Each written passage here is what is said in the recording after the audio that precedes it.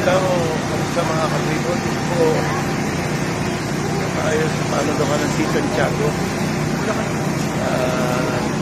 Meron kayo pwede, sinabi niya. Valenzuela City, so ngayon ay takdang inspection rin yung secretary ng season. Ang may flood control, puntugan ko bahay ito. So, ginagawa yung pinapalalim po para banayad ang daluyan ng tubig. Dahil dito po sa lugar na to, ay makikita nyo na haba po ito. At yung panig ng Valenzuela.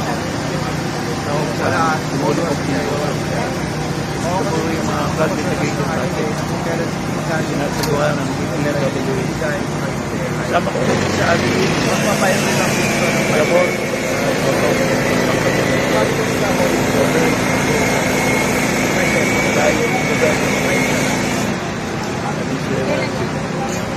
Pati